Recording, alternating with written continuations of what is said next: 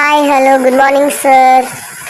In this class, we have to see the usage of future continuous tense because we already saw past continuous tense in our last class.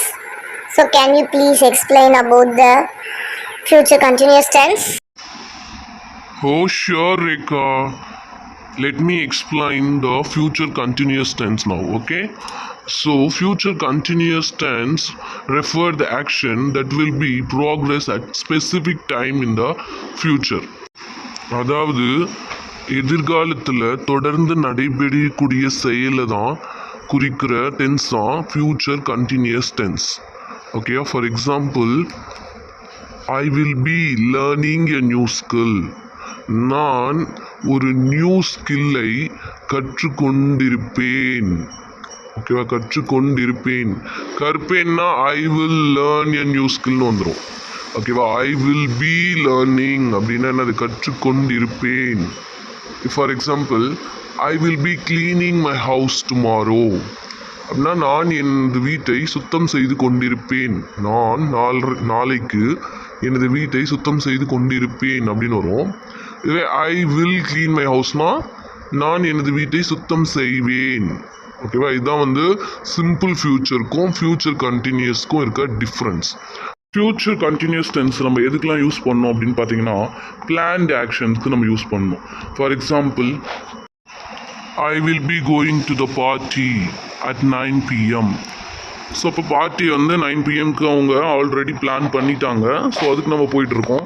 So அது ஒரு plant ஆக்ஷன்றதுனால நம்ம அதுக்கு use பண்ணணும். Next to project future scenes. Future சீன்ஸை இப்போயே project பண்ணுற மாதிரி. For example, this time next week I will be enjoying at the beach. So இந்த நேரம் நெக்ஸ்ட் வீக்கு நான் என்ன பண்ணிகிட்ருப்பேன், பீச்சில் என்ஜாய் பண்ணிகிட்ருப்பேன். ஸோ இது ஃப்யூச்சர் சீனை ப்ரொஜெக்ட் பண்ணுற மாதிரி இருக்கு இல்லையா, இந்த மாதிரி ஆக்ஷன்ஸ்க்கு நம்ம ஃப்யூச்சர் கண்டினியூஸ் டென்ஸ் யூஸ் பண்ணணும்.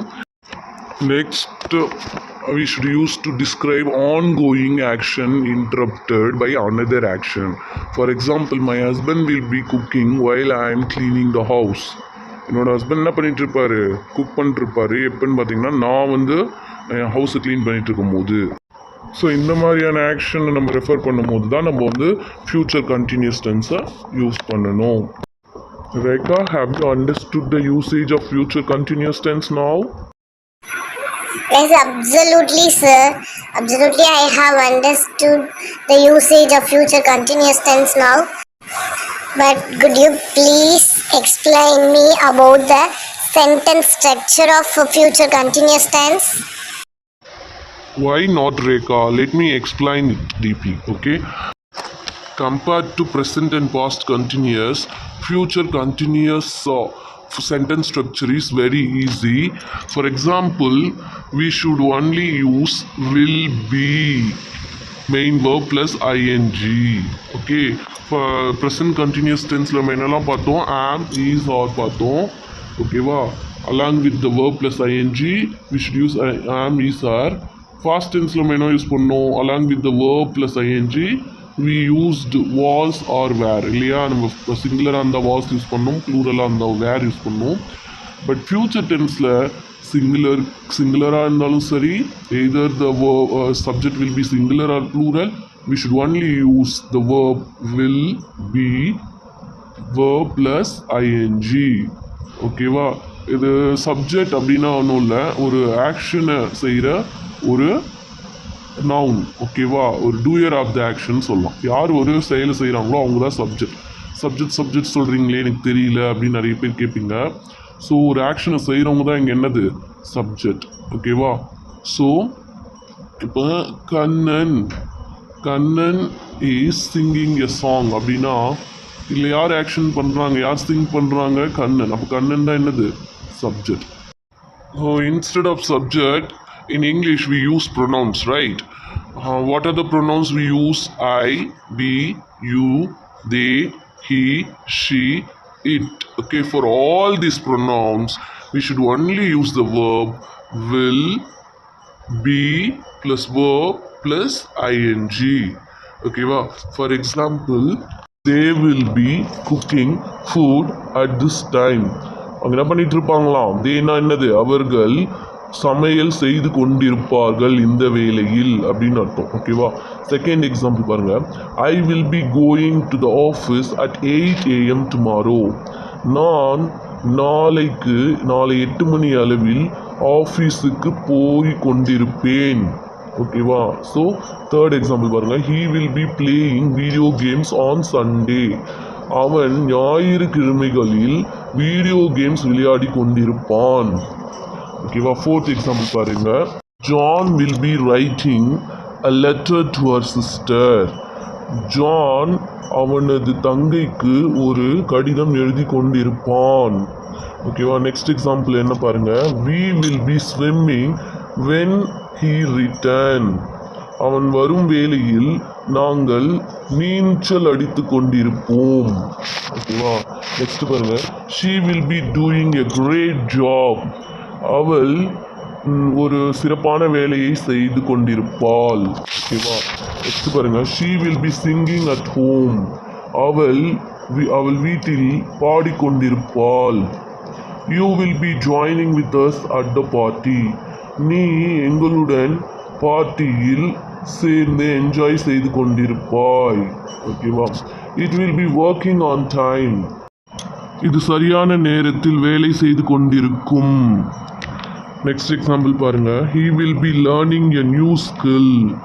அவன் ஒரு புதிய திறமையை கற்றுக்கொண்டிருப்பான். ஸோ இப்போ இது எல்லாமே கொண்டிருப்பான், செய்து கொண்டிருக்கும்.